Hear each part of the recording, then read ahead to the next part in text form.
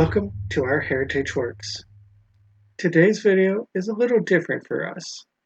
We're going to create what we are calling the ultimate cast iron guide. It started when we were gifted and found some cast iron skillets at yard sales in a very short period of time. And that led us into several questions of how do we clean them properly? How do we maintain them? And how do we strip them down so that we can start over? So where do we begin? By watching videos on cast iron restoration. Many of the initial videos said to apply high heat. Others said never do that. So it was a little confusing. I soon found the cast iron cookware channel, and he has a lot of good information for those that are entering into cast iron cooking for the first time. Based on his videos and my knowledge of growing up and watching my grandmother with her cast iron skillets, I confidently created my own video on restoring the cast iron I had just obtained, and I did a pretty good job. I got it stripped, I got it seasoned, and you can watch that video. I continued my research by looking at other videos and by looking at different forums, and I started to notice there were a lot of consistencies and inconsistencies in what to do with cast iron. One of the biggest inconsistencies that I heard was to strip off the seasoning to get back to bare metal was to put it in an oven at 400, 450 degrees, 500, or the self-cleaning mode. Some people would throw it on a grill, as we saw in a previous video, and I'm going, okay, that makes sense. But then they would turn around and go, okay, to season it, put it in a 400, 450, 500, or the highest temperature oven you can. This didn't make too much sense to me and got me wondering. At this point, I understood that polymerization is what created seasoning. About this time, I found a Reddit discussion and a web page that had some very interesting information on them. In the Reddit discussion, someone posted the following questions. Is there a single best oil? Are there advantages of high smoke point versus low smoke point oils? Does one yield better non-stick qualities or longevity? Which comes first, polymerization or smoke point? If the answer to number 3 is poly, how far below smoke point does poly start and finish? And will it finish if you hold it at a lower temperature for a longer period of time? For the first question, is there a single best oil? The response was, no one knows. There's no published work that compares oils head to head for seasoning. And if someone claims they know, they're either fooling themselves or lying. While I agree that there's little published work out there, there's very little that has everything all in one place. But the research is out there. As a follow-up, someone asked, well, then what testable criteria would determine the answer to number 1? And this got my mind to racing. The second question had an interesting answer as well. The only advantage of high smoke point oil for seasoning is that they won't smoke as much. Other than that, back to number 1, no one knows. Again, I was intrigued by the answer that no one knows. At this point, I did not know the answer to this, but there was a lot of discussion between high smoke point, low smoke point. A lot of places said that polymerization point was the same as smoke point. I was getting confused, but I'm going, we need to figure this out. The answer to the third question was very simple. in almost all cases, polymerization. Now, it was further explained in question number 4. The fourth question had a multi-part answer. Smoke point has little to do with polymerization.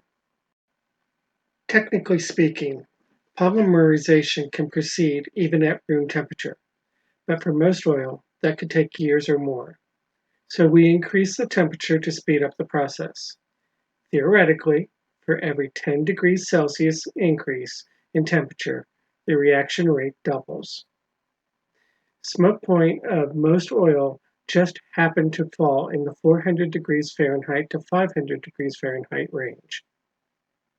In many videos, I had noticed that many people were saying that smoke point and polymerization point were at the same place. This was telling me that polymerization was below smoke point. So why is everyone saying you have to get your pan to the smoking range for it to polymerize? And I really started to go, I need to do some research.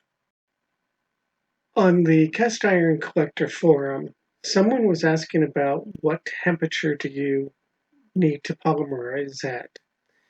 And the response that they gave was, the intent in exceeding the smoke point is to artificially blacken the seasoning to look like it would just with cooking in the pan over time. But it is not necessary to exceed the smoke point to polymerize the oil. At this point, things started to make sense. The reason people would go above the smoke point is to make it blacker. Okay, and polymerization happens before smoke point, so we want to go just below the smoke point so that we get a nice hard adhering to the pan, but we really don't need to go above it and smoke up the house, cause problems with those that have breathing issues, and that type of thing. Later on castironcollector.com, it stated, all oils will still polymerize at 350 degrees Fahrenheit if the applied layer is extremely thin and it is heated long enough to reach a dry state, meaning they no longer feel sticky or tacky to the touch, after cooling, of course. On another forum, I found a statement similar to, most oils will polymerize in an hour at 320 degrees Fahrenheit if it is an extremely thin layer. At this point, we knew that we needed heat to speed up the process of polymerization. We needed to get the temperature above 320 degrees Fahrenheit to accomplish a good seasoning in about an hour. And 350-ish would be a good temperature up to the smoke point of whatever oil we were using. So I decided to stop and take inventory of everything I knew at this point. I knew I wanted to create a spreadsheet. So I decided to list all the oils that I could think of, and then I reached out to different internet sites and found what are the smoke points of these oils. And it was during that process I also found out that I also need to look at the flash point. Now, smoke point is where the oil will actually start to produce smoke. The flash point is where it produces enough vapors that it'll catch on fire automatically. I already knew that I wanted to keep the polymerization point at 320 based off of the other article I'd read. So I wanted to create a simple spreadsheet and just start from there and see what I would come up with. After doing many searches for the different smoke points and flash points, I discovered that a lot of the charts included melting point. So I decided to go ahead and include the melting point, and this is where fat or oil transition from a solid to a liquid. I very quickly started to notice there was discrepancies between charts on different oils having different smoke points. And this really got me wondering. I'm going, why are there so many different smoke points? And some of them were really, really far apart. As an example, almond oil, one chart told me 225 degrees Fahrenheit, another one said 420 degrees Fahrenheit. And I kept trying to figure out what's the difference between these charts. The first thing we need to think about is that all oils are fats that have melted. Some of our fats or oils are solid at room temperature. Some of them are liquid. So that right there helps us see the difference between an oil and a fat. The next piece is, how are our oils or fats extracted? How do we get them from their original form into the form that we use for cooking? So let's take olive oil, for example. Most of us have heard of extra virgin and virgin olive oil. The difference between them is that the extra virgin olive oil is from the very first time we compress and press out the oils. Virgin olive oil is what comes in the next couple of pressings after that. So they take what's left over from the extra virgin and run it through again and extract even more oils from the olives. So one method of extracting oils or fats is to press it, just squeeze it. But there are other methods. Sometimes they are heated and it will melt and come out that way. Other times another chemical might be added to get the oils to extract from its source. Other times there may be a combination of things. Maybe it's pressed and heated at the same time. Maybe some of it is strained, some of it's not. So this creates different types of chemicals within the oils on how that oil is refined. So when we look at the different oils, we need to understand, how was this particular oil created? Because a refined oil is probably more pure than some of the other, if it's just pressed, let's say. So we may need to take a look at that. Um, so one of the examples for heating oils to get it out are tallows, our beef fat, our chicken fat, duck fat. What do? We take the fat, we heat it up slowly, let it melt out, and then we pull that off and get rid of any impurities. For other things, like the olive oil, we'll press it. For other things, we'll add the chemicals. How we process the oil impacts the overall quality for cooking, but it can also impact its flavor. Um, and it can even change it from a strong flavor to a neutral flavor. This processing can also change it chemically so that it impacts the melting point, the smoke point, the flash point. And we need to know what kind of processing was done. On my spreadsheet, I added columns for the kind of flavor we get, whether it's a strong, neutral flavor. I've also incorporated, well, if it is a stronger flavor, what kind of stronger flavor do we get? Is it a fruity? Is it a nutty? Is it a peppery? Is it a rich, or what kind of flavoring is that flavor? Um, and I also then started to record, what's the quality, or what's the refining process that was done. And that way I had lines for each type of oil that we might be able to get. And you'll find that on most like grocery store shelves that you will find, it will tell you what kind of refining process was done. At this point, I had a couple of criteria that I knew that I wanted for my final solution. And the first was the smoke point. I knew that if I wanted a good adhesion, I needed to get above 320 degrees Fahrenheit, but I also needed a high smoke point so it didn't smoke up the entire house. So I broke it up into 350 degrees and lower. I wanted to avoid these because I knew that I was going to use 350 degrees as a target range since, as we discussed, 320 is all I needed. So I was giving myself a little cushion room, 350 degrees. I wanted to avoid anything below that.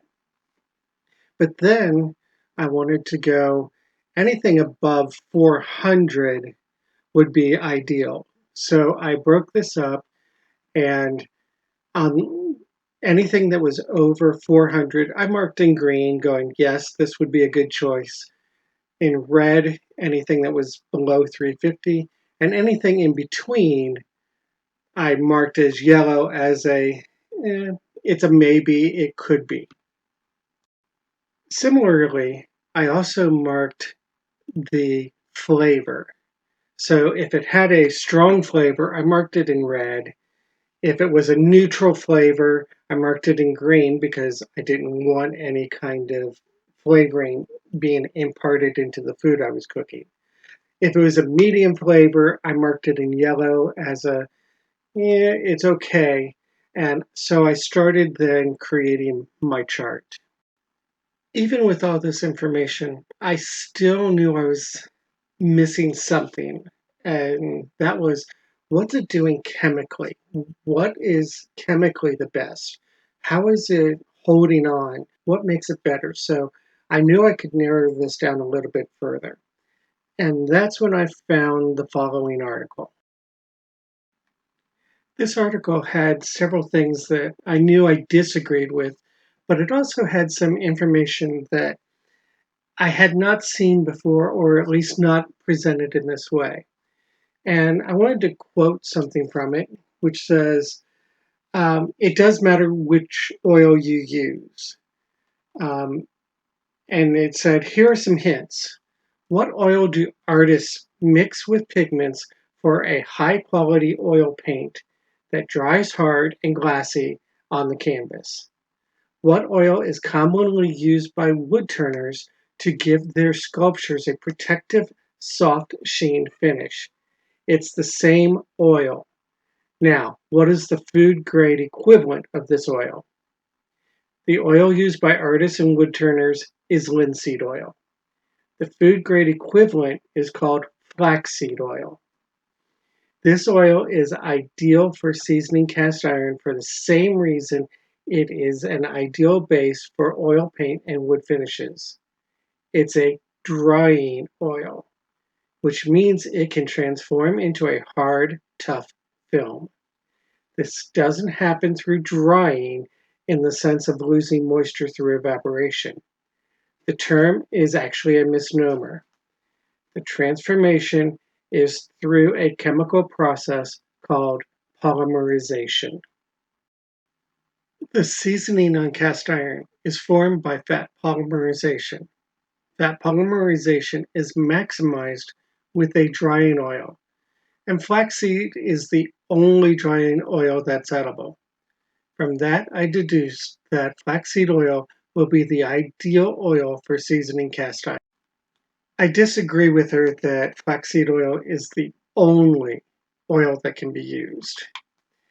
Later in the article, she continues with fat polymerization can be triggered by accelerated in a variety of ways.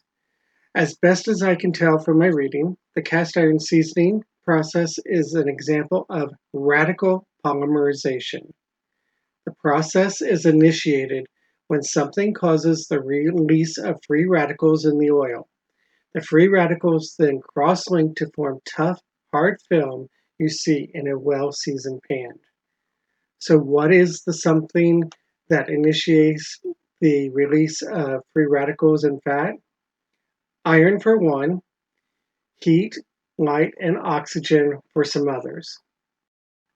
To initiate or accelerate the release of free radicals, put the oil in contact with bare iron and heat it above its smoke point, which will cause even non-drying oils to release free radicals.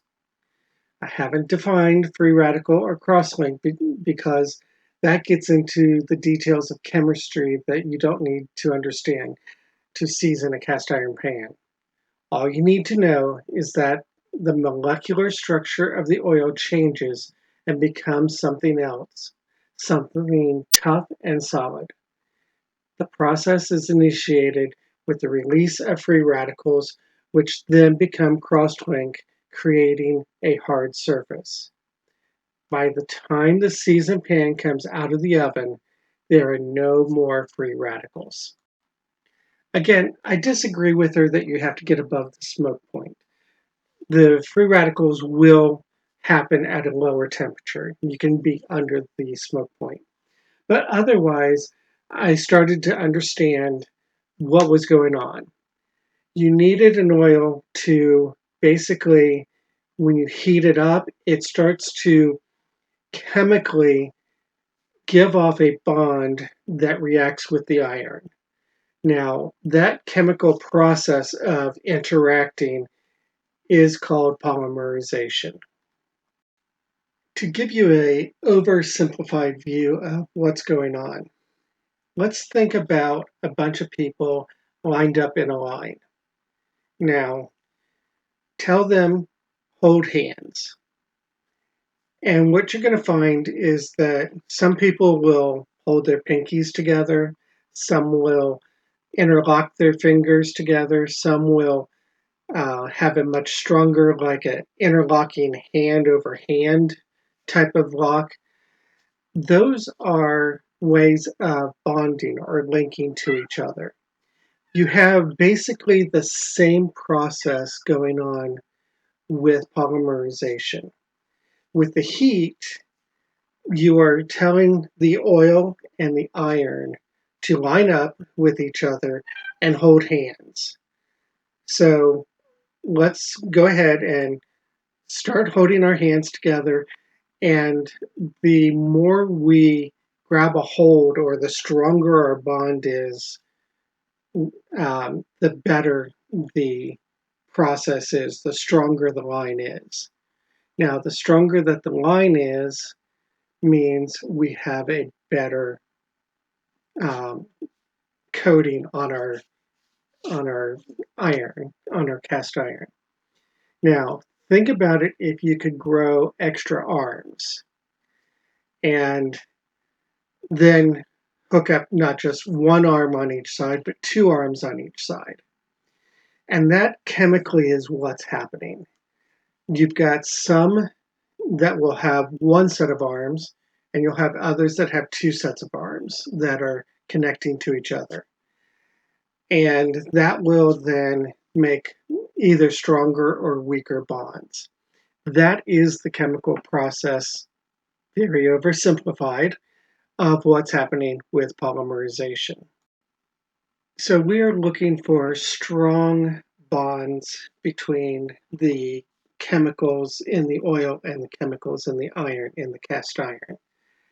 And going back to the article, she mentions that, ironically, it is for exactly these reasons that the best oil for seasoning cast iron is an oil high in omega-3 fatty acids, in particular alpha linolenic acid, ALA. Free radicals are actually what enable the polymerization.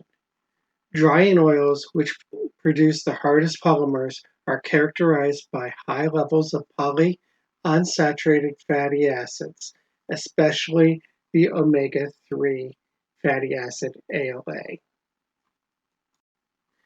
So she's talking about which ones have extra arms in the hand holding, and can we maximize that usage. And if you grow an extra arm, you not only could hold on to your current neighbor, but also either someone in front of you or behind you, making the lines. If you had multiple lines, you could connect the lines together and form an even stronger, um, impenetrable force to deal with. And it happens that flaxseed oil is very high in this omega-3 fatty acid. It's 57% ALA. Now, all of this got me thinking, well, there has to be other fats that are polyunsaturated that are not flaxseed oil. So let's start looking at the polyunsaturated fats. Now, this is different than monounsaturated fats. So the mono would be like one arm, mono meaning one, or poly meaning many, and that would be like many arms. So we're looking for oils that have the um, polyunsaturated fats. They have those arms that can interlock with something else. I started to fill in my spreadsheet with the saturated fat total, the monounsaturated, the polyunsaturated, and which ones were omega-3, which ones were omega-6. And the further I got, the harder it was to find this kind of detail, particularly when we started to look back at, well, how's it processed? I might be able to find one version of, say, olive oil, but I wouldn't know, well, which one does this match up to as far as the fat content goes? Is it across the board? Does it change depending on its processing? And so I filled in what I could, and I noticed I had a lot of blanks. So I started looking for, well, is there some other indicator that will help me with this? Several weeks went by as I was searching for, well, what other indicators could I use? And I came back to this article looking for other clues, and I read down through some of the comments, and I found this one. And it said, "Thank you for the wonderful article. I've tried cast iron cooking in the past and was always so disappointed with the results. Everything stuck. I came across a Griswold number 6 heavily rusted, but no cracks and no warping. For cleaning to bare metal, I used electrolysis. In 2 hours, I had a perfect bare metal pan to begin seasoning. I was unable to find flaxseed oil locally, so I decided to research on drying oil. I settled on the highest iodine value oil I could find locally, walnut oil. It has an iodine value of approximately 150. The results were spectacular. As a test, I lightly oiled skillet, heated to medium heat, and fried some potatoes and onions. Then transferred to a plate. Using same skillet, added no extra oil other than what was left over potatoes. I scrambled 3 eggs. Nothing stuck to the pan. Wiped skillet with paper towel and it was clean. This method of seasoning is perfect starter seasoning. Skillet keeps getting better after each use. Cornbread slipped right out of skillet last night. So I looked at this again and I went, it has an iodine value of approximately 150. So I looked up iodine value. When I looked up iodine value, I realized that it was basically an indicator of the ratio of saturated to unsaturated fats. And the higher the number, then it indicated that it was a drying oil. And I did some more research and found out that if it was greater than 130, then it was a drying oil. It was between 115 and 130, it was semi-drying, and below 115, it was non-drying. So I instantly had my third criteria for determining which oils chemically were best. Now, I still kept my information that I found for the saturated and monounsaturated, the polyunsaturated, the omega-3s and omega-6s, but I still had a lot of holes. But I was able to find the iodine values of almost all the oils very, very quickly. And I used the same rating that if it was a high iodine value, greater than 130, I colored it green because it was a drying oil, and that's what we were looking for a good polymerization. The semi-drying is, again, between the 115 and the 130, and anything that was below 115, I colored red because it was not a suitable oil for what we wanted to do. I finished filling in my spreadsheet and finally had a list of which oils are best for seasoning your cast iron. Now, my main criteria ended up being the taste or flavor. It had to have a neutral flavor so that it did not impact the food. It had to have a high smoke point so that I wouldn't smoke up the house. Finally, I used the iodine value instead of the polyunsaturated fats uh, as an indicator of how well it will bond to the cast iron. And I came up with some good results. If they were green all the way across, I considered them good. If they had green and one yellow, I might consider them as a honorable mention type of thing. And I found that there were a lot of reasonably good oils, a few really good ones, and a lot that I just want to avoid. And here is a summary of my results. Here are the oils that I found to be the best. Grapeseed oil that's been refined, soybean oil that's been refined, sunflower oil refined, or sunflower oil that is semi-refined. They all have high smoke points, they all have neutral flavors, and they are drying oils.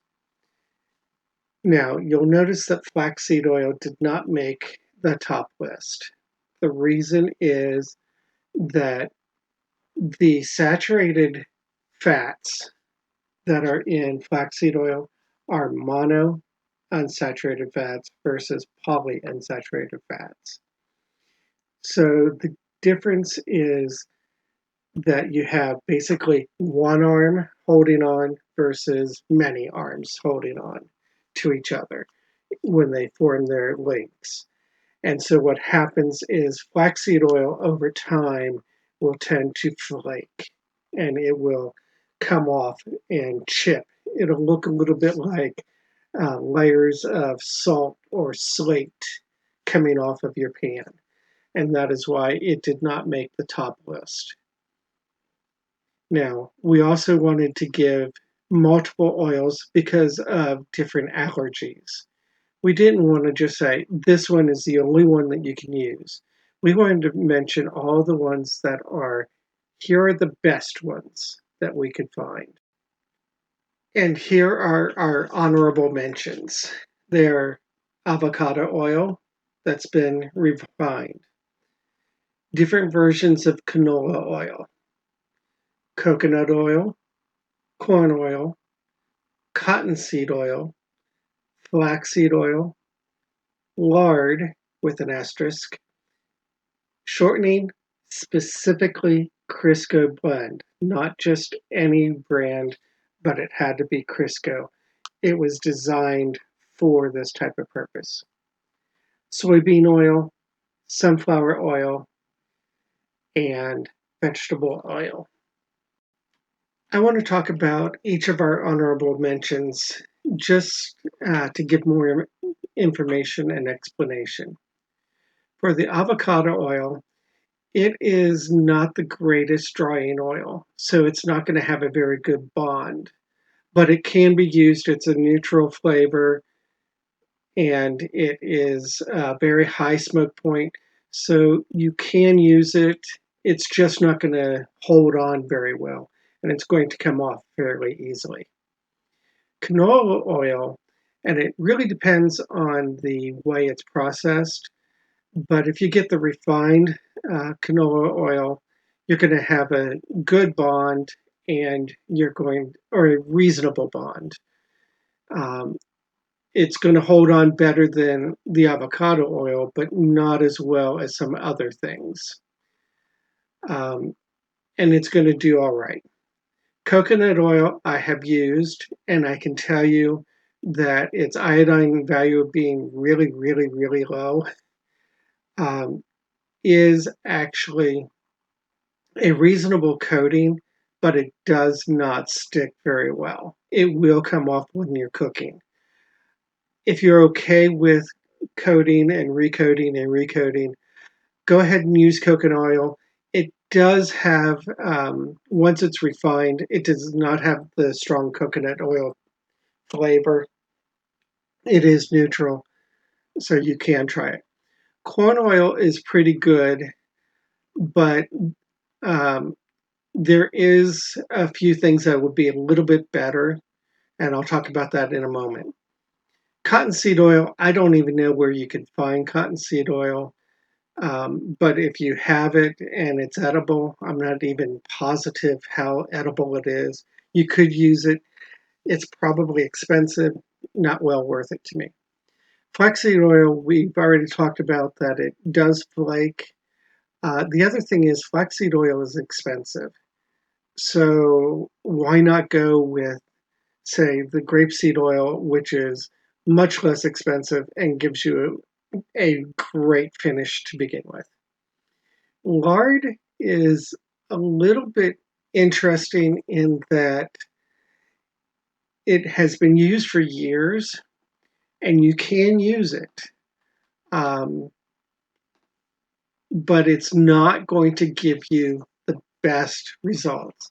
And the big thing here is the smoke point is so low that you're going to smell up the house, and then it's not going to be a hard finish to begin with. You can do it, and it's worth an honorable mention because it is so readily available. Crisco shortening. Now, again, I specifically mentioned Crisco because other brands are not designed this way, and the key factor here is the high smoke point.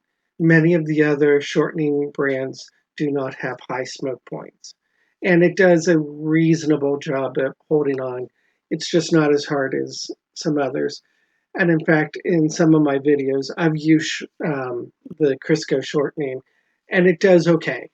But again, kind of like the um, lard or coconut oil, it's going to come off fairly easily.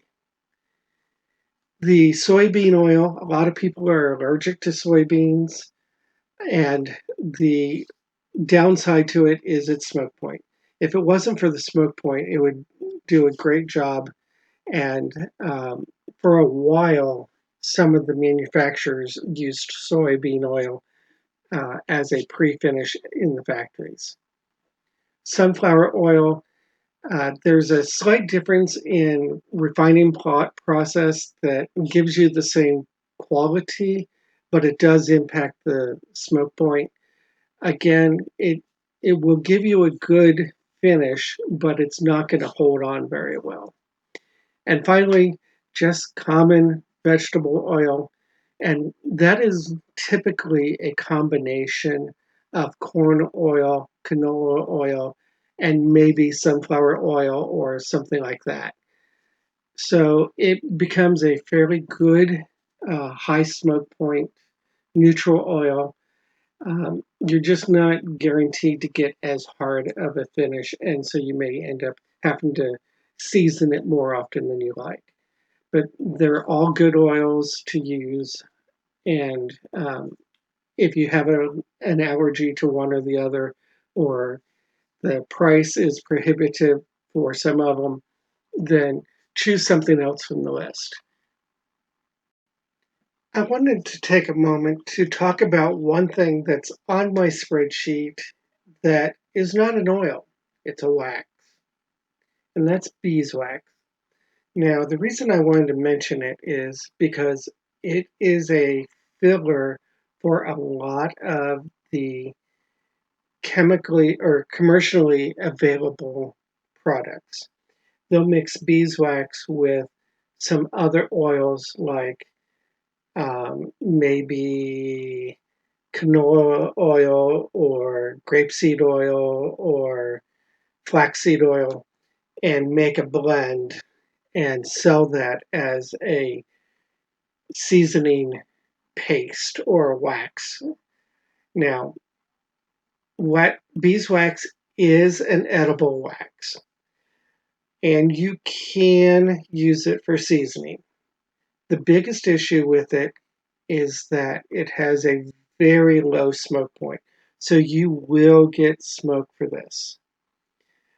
The iodine value is also relatively low, so you don't get a very hard finish off of it. Now, most of these blends that have it, it's not the main ingredient. It's just there to make it a solid form so that you can rub it on easily. It just is there to make it solid at room temperature. Um, I myself don't want to actually eat wax. Um, I'm just not convinced that it's good for you. But as you're looking at the ingredients of these different products, and most of the major manufacturers, you're going to see that beeswax is in it. Use it at your discretion. Keep in mind that it does have a low smoke point, and it is the weakest link in the prepared, commercially available seasonings that you have that you could get. So there you have it. That is my many months of research results. And again, I had to dig around for this information. You can use your own decision, but I really think that my number one uh, seasoning oil for me is grapeseed oil. It's not super expensive. It holds up well. It is a drying oil. It doesn't flake real well, unlike flaxseed oil. And so it creates a strong, durable season on your pan, and you can make your own choice. Which one are you going to use?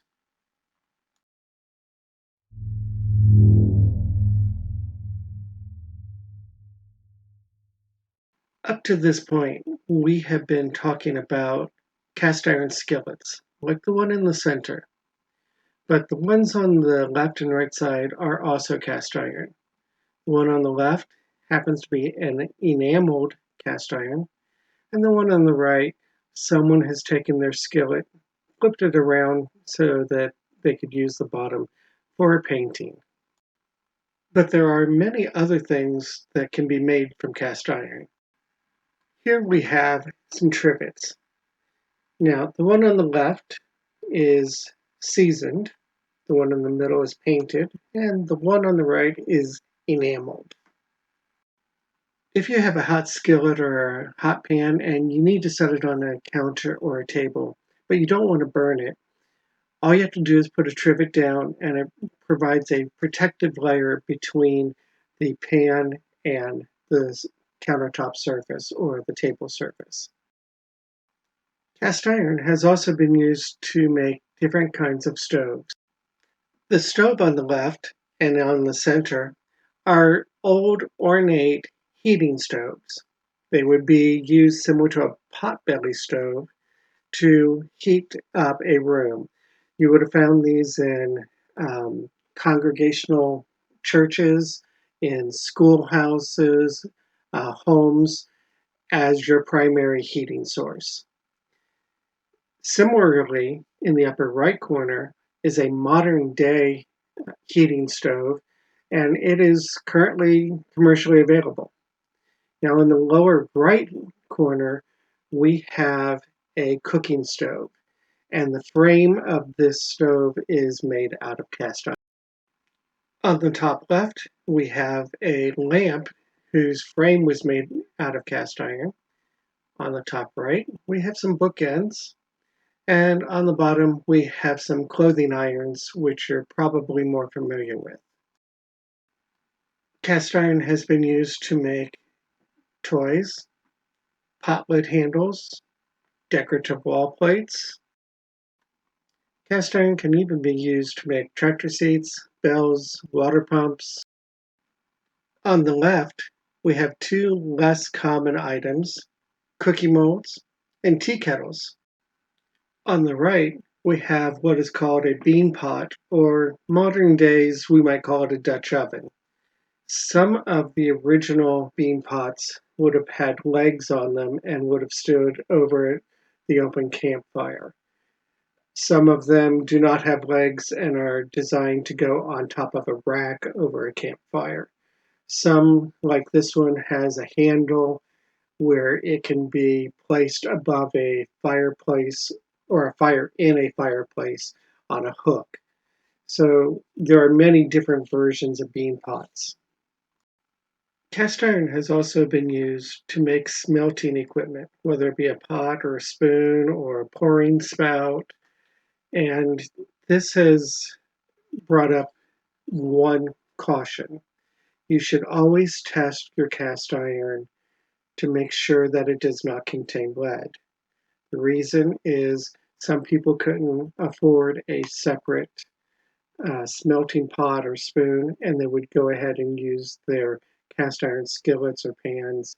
And so you want to make sure that you're testing to make sure it had not been used for that purpose.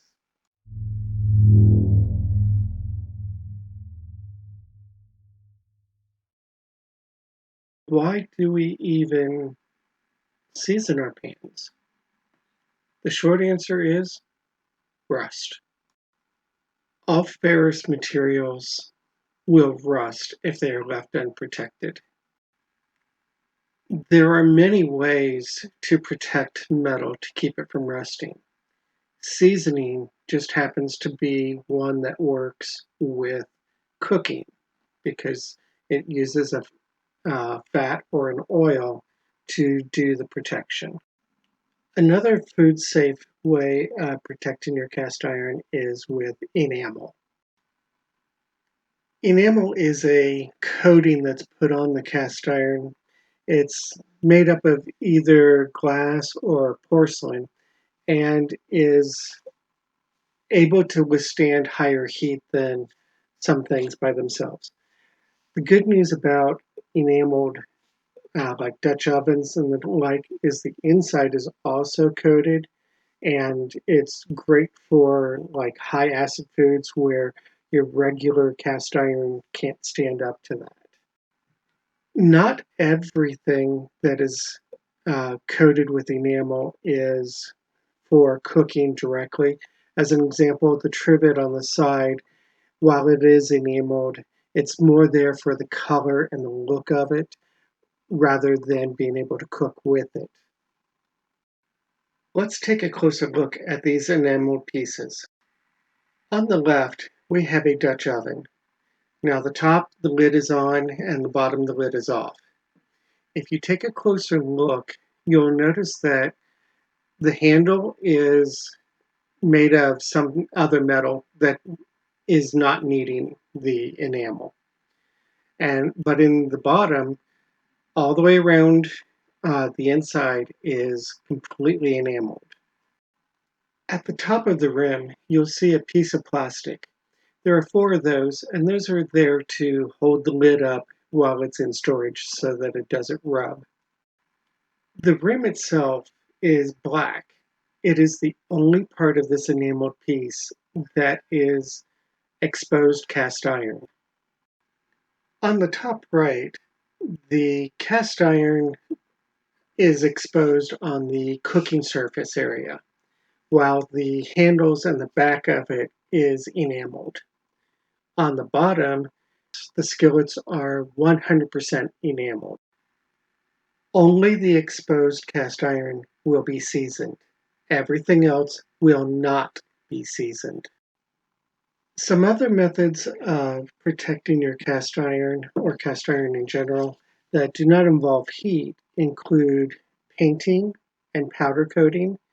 These will add bright, brilliant colors to your work, but they are not intended to be used for cooking in any way, shape, or form, but they look really nice. Another way that you can protect metals from rusting is oil. You can just simply smear a thin coat of oil. Now, some people say that you can do this with your cooking cast iron.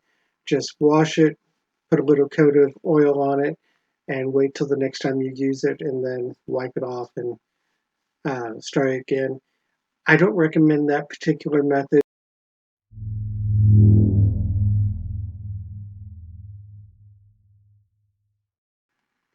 There are many other types of skillets out there.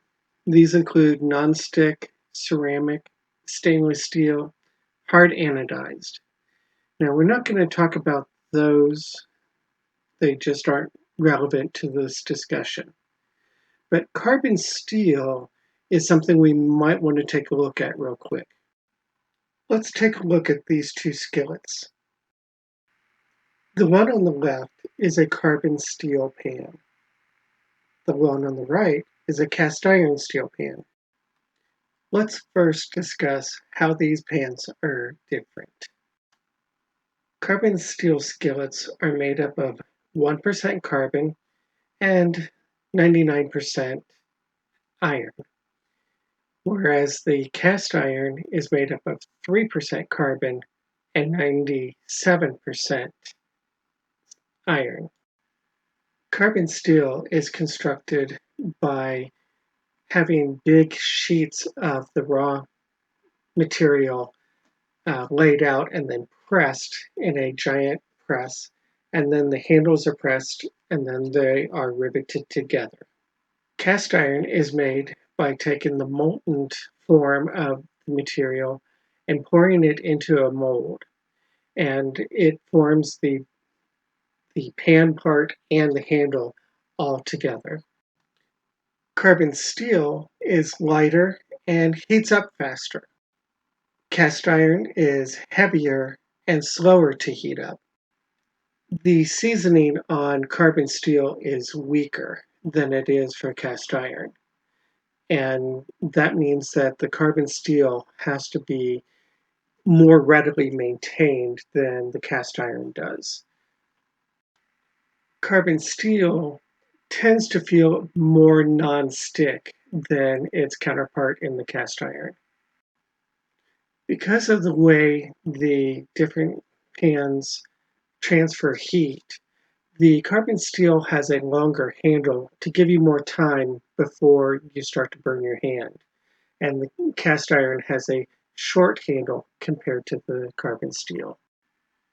Modern carbon steel has a smoother texture to it and is better for the more delicate foods, whereas the modern cast iron skillets have a rougher finish and are better for the heavier foods. So I would use the carbon steel for like fish and those type of things and leave the cast iron for the heavier things like steaks. Now let's take a look at how they're similar. Both will need good seasoning. Both can be used in the oven, on the stovetop, in the broiler, on a grill, over campfires. As a note, the carbon steel, the modern ones at least, several of them have a wooden or some sort of material on the handle other than the carbon steel like is in the rest of the skillet. Those you cannot use in the oven, broiler, on the grill, over campfires. So be careful when you are looking at your carbon steel that the handle can be used in the situation you want to use it. Both are extremely durable and will last multiple lifetimes. Both use the same easy cleanup method. You should limit the amount of high acid foods that you use in your skillets. Instead, use your enameled cast iron for that purpose. While we are concentrating on cast iron in this video, you can apply almost all of the same techniques to the carbon steel. Both are good, long, durable pans or skillets to use and will last a lifetime, and with the proper care will bring you plenty of enjoyment and plenty of good food.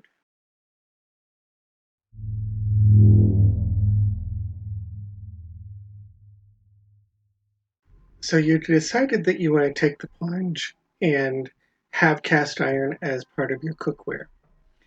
And you're going to different places, antique malls, yard sales, or thrift stores, and you want to know what's a good buy. What kind of criteria should you use? Older cast iron was typically bought with your cook stove, and they were built specifically for your stove so that they would fit and not move around as you were trying to cook. More modern cast iron is created just simply for its use and is no longer paired to a particular stove manufacturer. While I am not a collector per se, I do have several pieces of cast iron. Collectors will get into all kinds of details about specific cast iron pieces. I, on the other hand, am looking for pieces that I can use. And that's what we're going to focus on here, though I will give you a quick tutorial about some of the other pieces that are out there, other things that you can look for. One of the first things I look for is, can I get a relative age on my cast iron?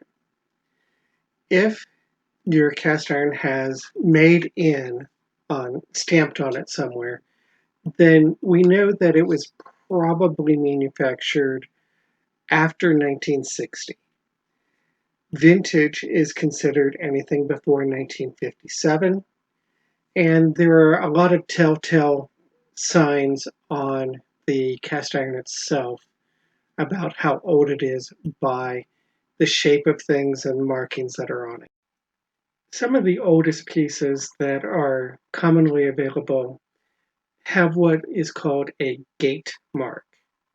Now, this is created from the molding process, and it had two different pieces of the mold come together, and it left a mark on the skillet.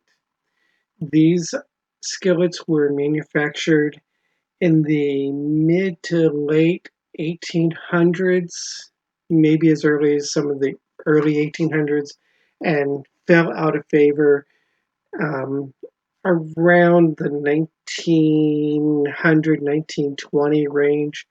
So these items are older and more expensive typically. This skillet, while it looks old on the wall, it actually isn't that old. If you look down at the bottom, it has the USA stamp on it. So we know it's created after 1960. With the Lodge logo and size of skillet on it, I know that it's a little more modern than that. Without doing any more research on the exact times that the stamps changed, the um, other markers at the bottom, the printing on the bottom, I don't know the exact age, but I do know it's considered a modern piece, and it would be worth considering if you want a more modern piece. This piece is another lodge piece. I know that it is before 1960, so it's probably considered vintage. And I know that because there is no stamp on the bottom for the Made in USA. Even though this is not stamped with Lodge, I am relatively confident that it is a Lodge for a couple of reasons. One is the shape of the handle. It looks just like the one we just looked at that was stamped with Lodge, and they have been very consistent with their handle style. Most of the manufacturers have very distinct handles. Another way I can tell that this is a Lodge is this happens to be a 3-notch Lodge, and that has to do with the ring that's on the bottom. It has 3 notches.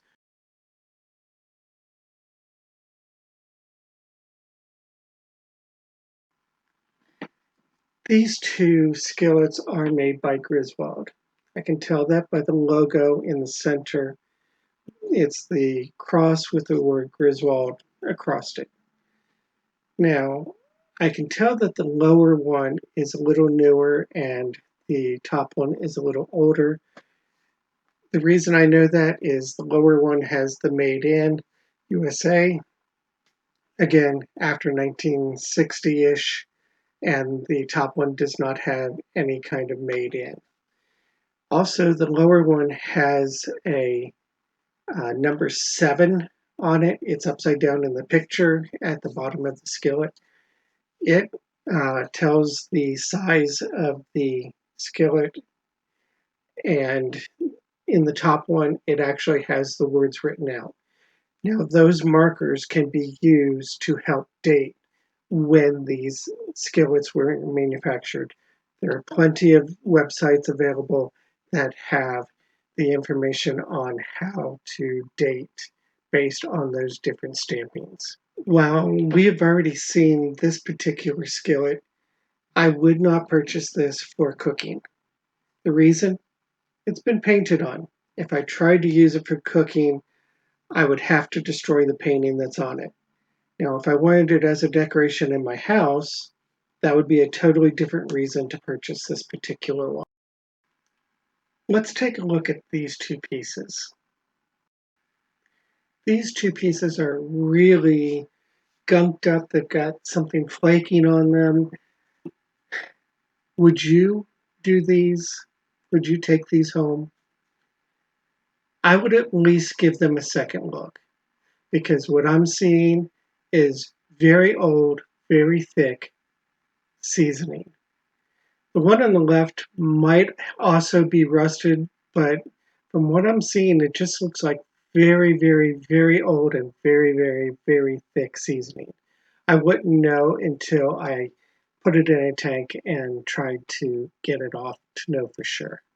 But these are two pieces I would at least take a second look at. How about these pieces? The one on the left is pretty marred up.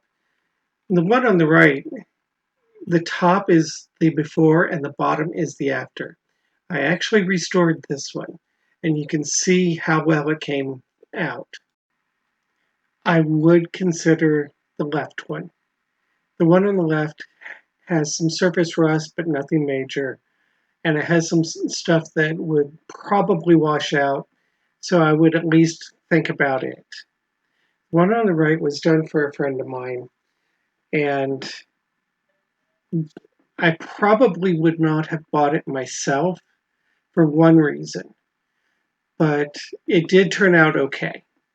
And that one reason is because of the amount of pitting that is on the surface of the skillet. The rust was deeper and actually had put little pits all over the bottom. Now, over time, this particular skillet will get better and better, and will probably become a really nice skillet, but it's going to take a lot of coats of seasoning to make it smooth again. There are two tests that I do with every piece before I buy it, and that is the ring test and the spin test. I'm going to show you 4 videos. The top 2 are a spin test. The bottom 2 are a ring test. Can you tell which ones are good and which ones are bad?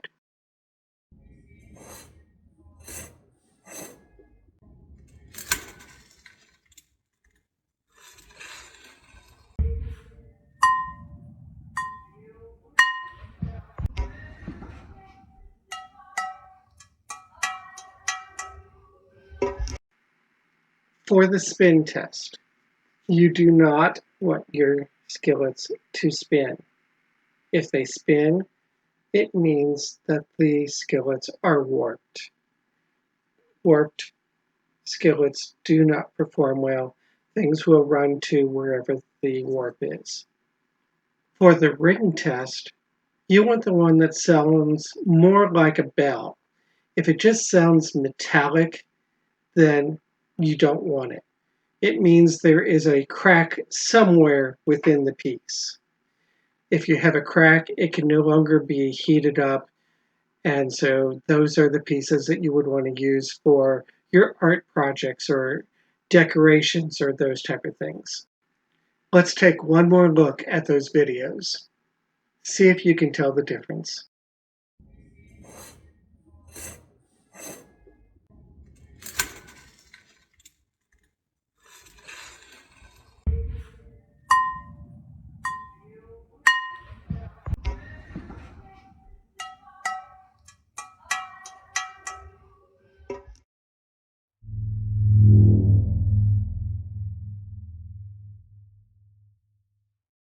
What is the best method of storing your cast iron? Initially, I stacked my cast iron, and this is very common to stack skillets up with their handles going across each other, and it worked okay, but there was one problem.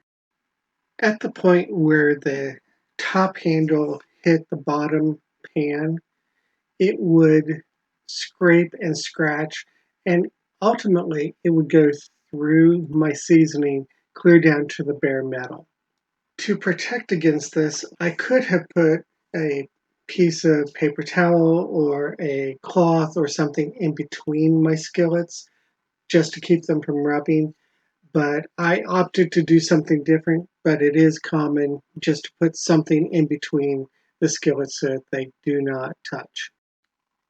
Instead of stacking our skillets, we decided to hang them, but we had very limited space. We had a small wall that was used to hide our stove and counters from the living room. And it was kind of impractical. There wasn't a lot we could do with it. So we decided to create a display wall for our cast iron. We were able to create the wall in a weekend, and we started by putting up a very thin plywood backer. This was just to make sure we had something to screw into. Then we added floor planks. On top of that, we added some black pipe, and on the black pipe, we put S hooks. And from there, we were able to hang our skillets and get them so that they're not scraping each other. While this worked for us, it might not work for you. It might be better to create a wall and have individual hooks for each skillet, or you might want to hang them from something from the ceiling. It's totally up to you, but I do recommend hanging your cast iron rather than stacking them.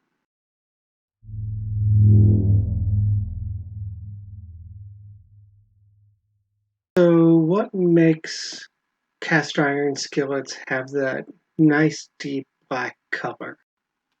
There are 2 things that people do to deepen the black color that you should not do. The first is what's called bluing, and that's where you take a unseasoned skillet, you put it under high heat, and you just let it bake. And this is under really high heat, and it will actually change some of the properties in the metal.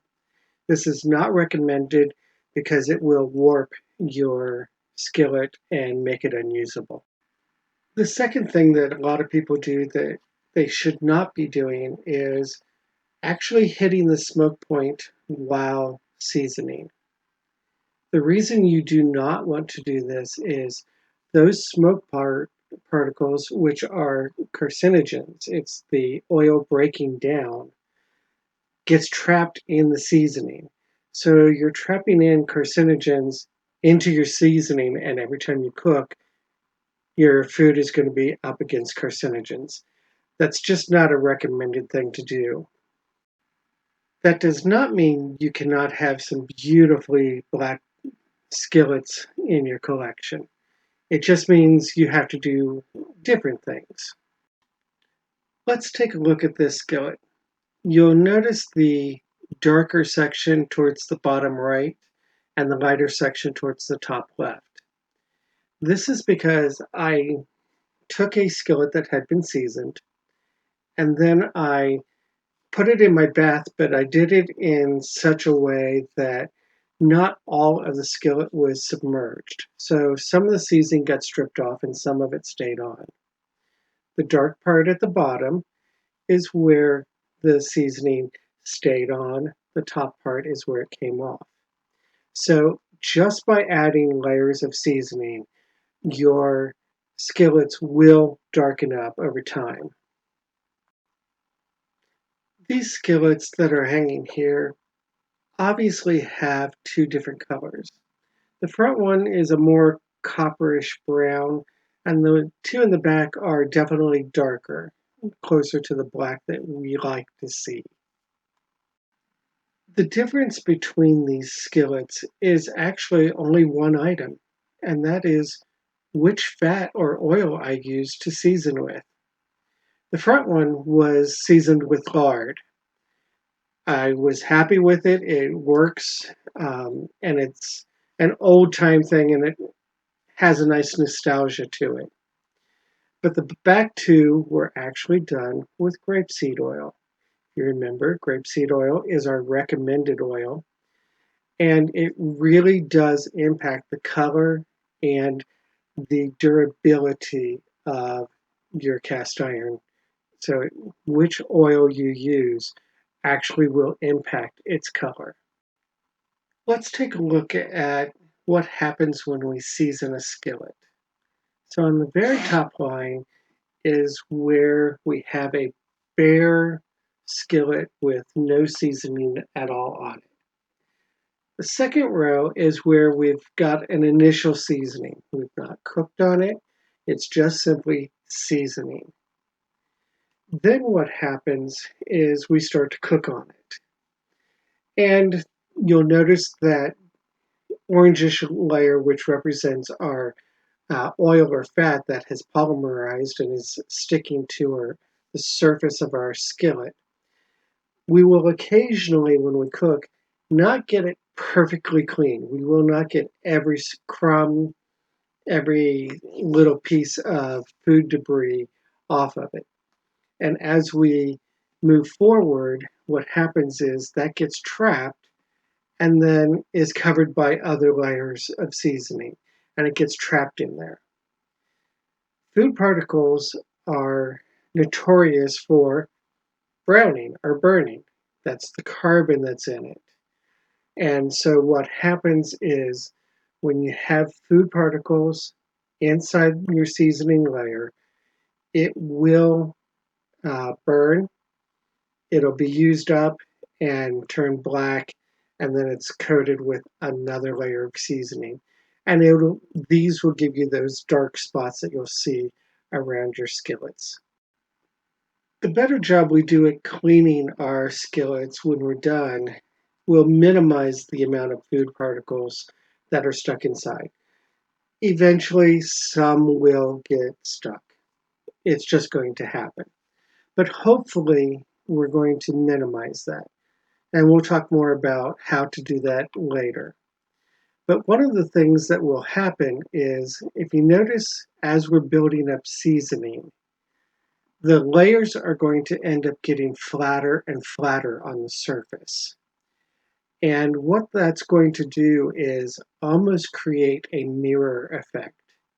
So when you're looking down through your layers of seasoning, it's going to amplify and magnify that black look underneath it.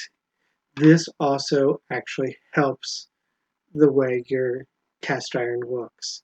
So make sure that you season properly, and as you build up over time, it is going to darken naturally because of the mirror effect that you get through the seasoning.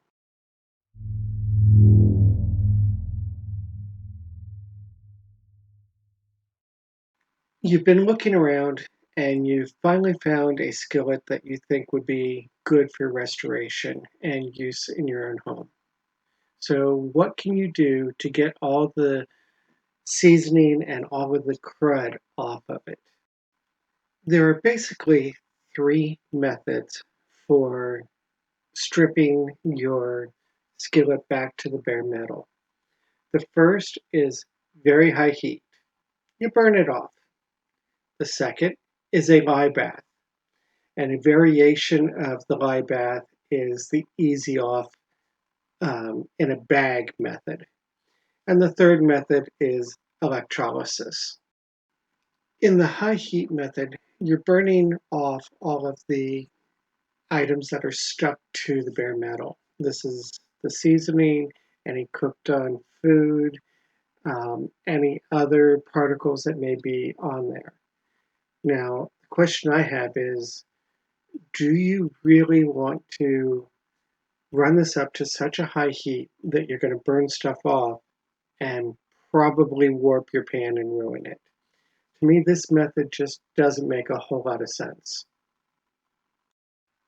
For the lye bath method, you're going to go to your local store that has drain cleaner, and you're going to look for the 100% lye crystals. In a large plastic tub, you'll want to mix the lye with water.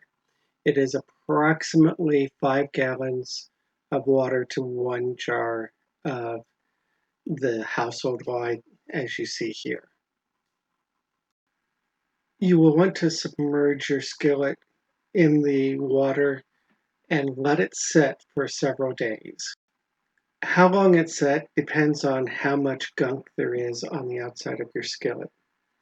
I typically do a few days to a few weeks. I have heard of some people that have left it in for over a year, that they had forgotten about it, and it was still fine. As long as it's completely submerged, it should not harm your cast iron. Once it has sat in the lye bath for a few days, a few weeks, however long, you want to use gloves, pull it out, and then you're going to immediately wash it. This is a good time to use soap. It won't hurt the cast iron. Go ahead, wash it thoroughly. You want to get that lye off.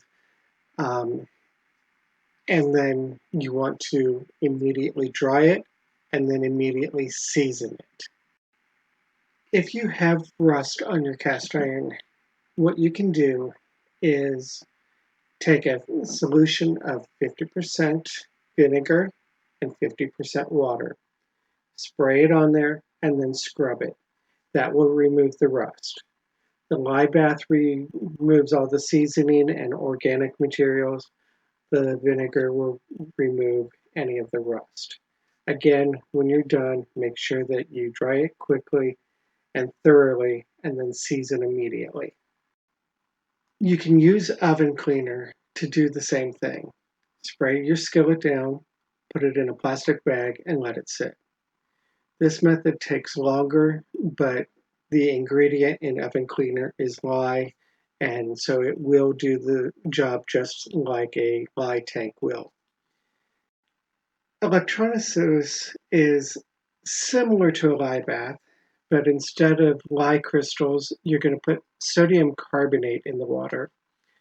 Then you're going to attach a battery or some sort of power source to a rod that you put in the water, and then you put the other end of the power on your cast iron. I personally have not tried this, and there are many good videos out there on how to set up an electrolysis tank. The good thing about electrolysis is it's fast. It will remove the organic materials just like the lye bath will, but it'll also help with the rust, so you won't need the vinegar and water solution when using electrolysis.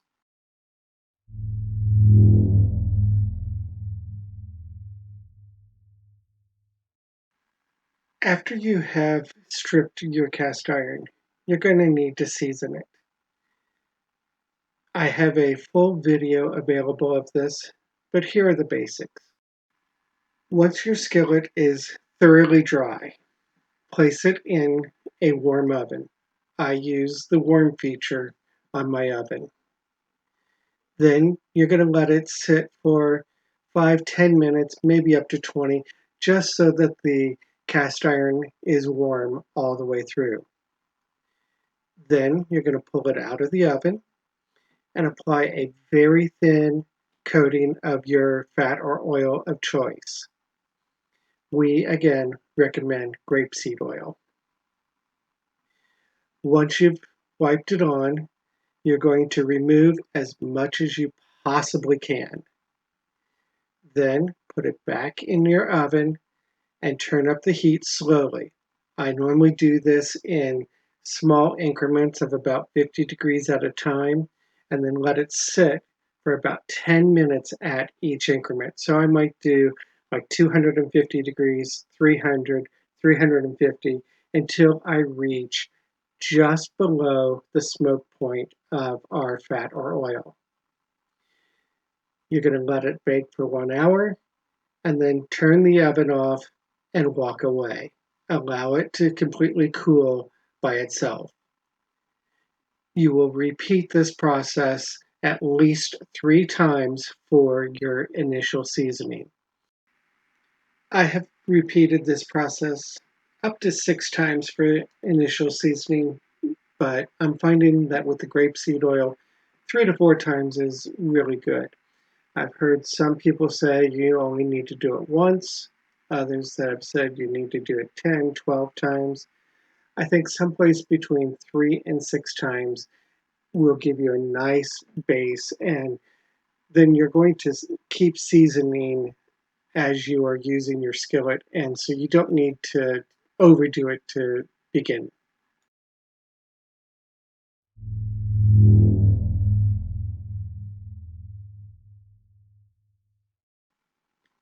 There are many pieces of equipment that you could use with your cast iron.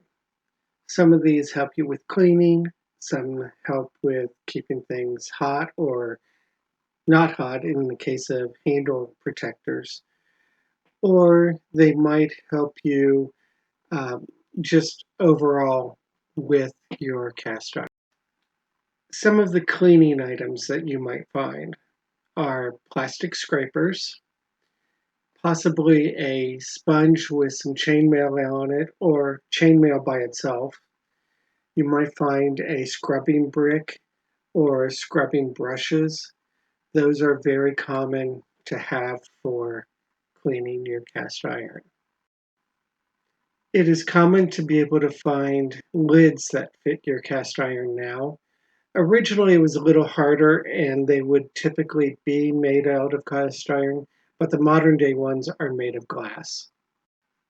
There are several different types of handle protectors. These slide over the handle so that you don't burn yourself as you're cooking.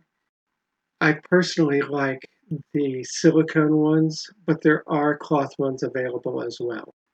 Another item you might find is the weight, and this is for when you're like cooking and want a really good sear. You'll find a weight that you can put on top of your foods to help hold it down to the surface of your cast iron. One common question is, what kind of spatula should I use? Now, a lot of people will say you should use wood. I don't personally recommend this because the cast iron can scrape the wood and that could go into your food. I found a really compelling article that talked about you really need to use metal. Now, this is somewhat controversial, but the big thing about using metal is it actually does a better job of scraping off the food as when you're cooking and you're trying to get those wonderful fond off of the bottom of your cast iron. The metal's going to do a better job. If you use silicone or wood or something like that, it's not going to dig out those food particles. I personally have noticed that using metal spatulas and chainmail for washing my cast iron has greatly impacted how well I can maintain my seasoning. It is so surprising to me that just that little bit of a change can actually make your seasoning last so much better. And then as each new layer of seasoning goes on, how much better of a seasoning coating and the more benefit we get from our seasoning.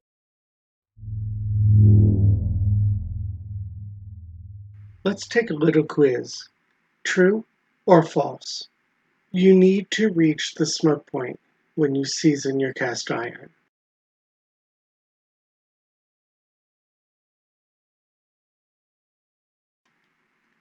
False. Polymerization can and will occur naturally. Heat accelerates this process. The ideal temperature is between 320 to 350 degrees to just below the smoke point of the oil or fat being used. True or false?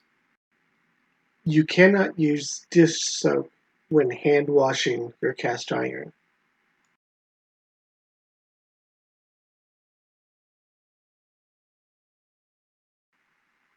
This is mostly false. Most modern dish soap is safe to use on cast iron. Older soaps contain lye, which would strip the seasoning off and should not be used. If your soap happens to contain lye, like some homemade soaps, you do not want to use it on your cast iron. True or false? Most of the principles used with cast iron can be used with carbon steel as well.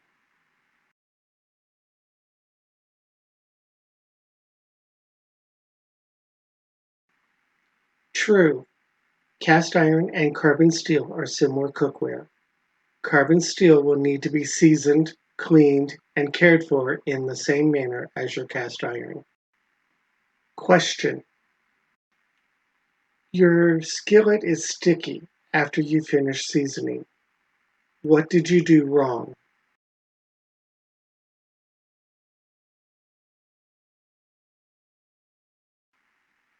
There are multiple answers for this question. The first is the temperature was too low. It was below the 320 to 350 degrees. The second answer could be the seasoning was not heated long enough. You didn't season it for the amount of time that it takes to polymerize. Make sure that you're leaving your oven on for at least an hour at your seasoning temperature. The third answer is the seasoning was too thick. If you apply too thick of an oil or fat to your skillet, it will not polymerize in the amount of time. Make sure that you wipe it off thoroughly before you put it in the oven. True or false? You can tell the age and manufacturer of cast iron by looking at it.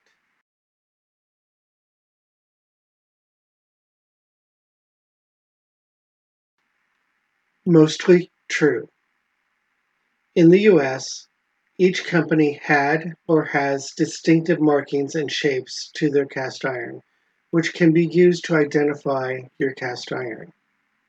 There have been copies made of cast iron which are sometimes difficult to tell the difference. Question: what are two quick tests to use when looking for cast iron to know if it is suitable for daily cooking?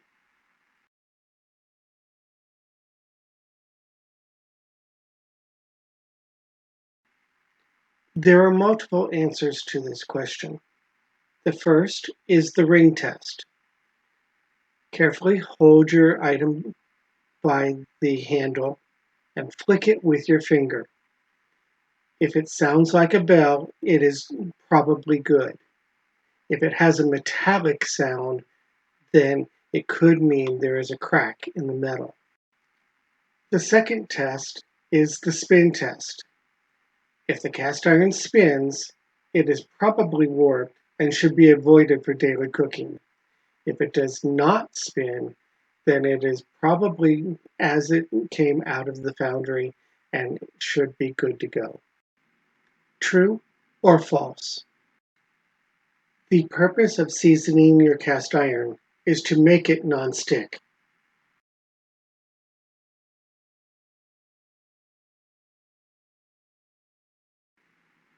False. The purpose of seasoning is to protect your cast iron from rust. The non-stick benefits obtained by seasoning is secondary. Question: does cooking with cast iron help with anemia?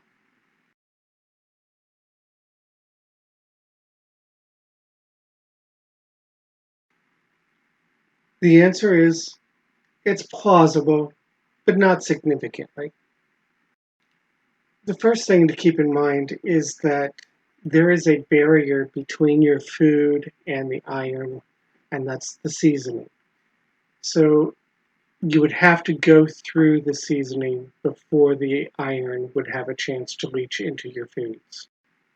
Next, the form of iron that you get from your cast iron probably is not going to be absorbable by the body. And if it is, it's not going to be in a significant amount to change how much you have in your body.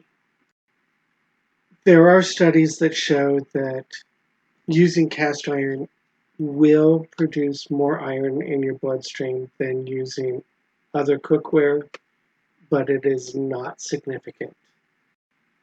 True or false? You can wash your cast iron in the dishwasher.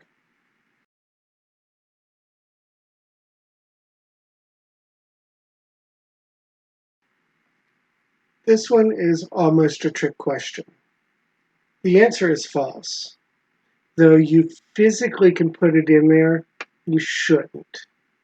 Cleaning your cast iron in the dishwasher will ruin the seasoning, and you'll have to strip it down and start over. This does make me wonder if it might be a new method of stripping your newly acquired cast iron from flea markets, yard sales, etc., so that it gets back down to your base metal so that you can start over. True or false? Your seasoning oil and your cooking oil must be the same.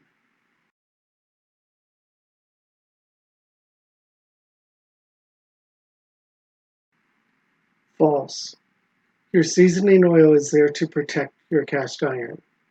Your cooking oil is for lubrication and cooking value, nutritional value for leavening or whatever it does within your recipe.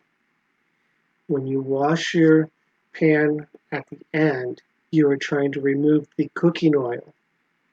The seasoning oil will stay on the pan.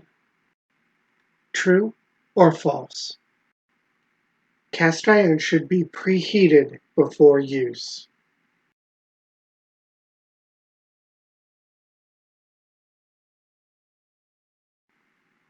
True. To help prevent sticking, be sure to preheat your cast iron and bring your foods up to room temperature. True or false? It is important to season the outside of your cast iron every time it is seasoned.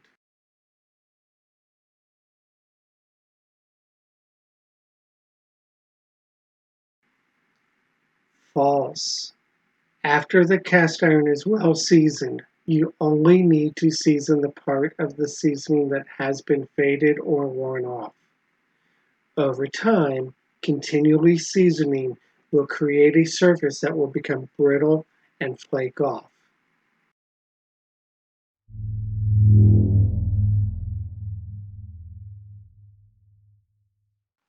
You finally made it. Here are our conclusions. One of the things that we found out was there is a lot of conflicting information out there. Sometimes these contradictions are even within the same website. Take this example. In the text, it says to bake at 450 to 500 degrees for 1 hour. But in the video that accompanies it, it says 350 degrees for 1 hour. I happen to know that this video has been updated since I started my review of all of these different aspects of cast iron, but they have not updated the text to go along with it. Through our research, we have found that these oils are the best to use because they are drying oils and will create a nice hard surface on your cast iron. Our list of also good oils are on the screen. These include some common ones like flaxseed oil, canola oil, avocado oil, a vegetable oil blend, and specifically Crisco brand of shortening.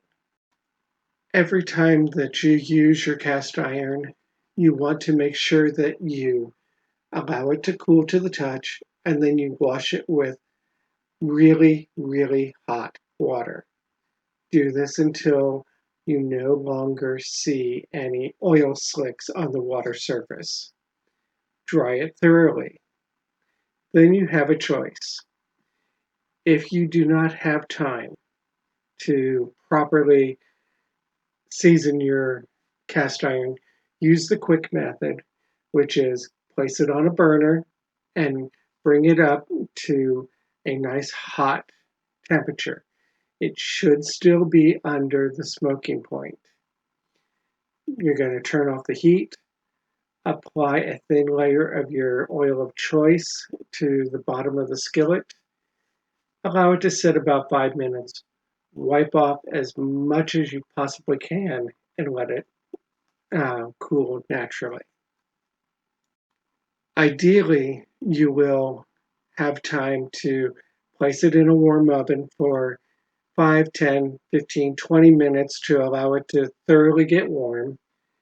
Apply your fat or oil of choice and spread it out in a thin layer. Wipe it off any excess, put it back in the oven, and then gradually build up your heat until you reach just below the smoke point and let it sit there for 1 hour to bake.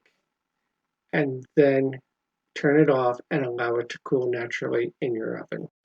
The best method for storing your cast iron is by hanging it. The very best thing that you can do for your cast iron is to use it as much as you can. It will get better and better over time.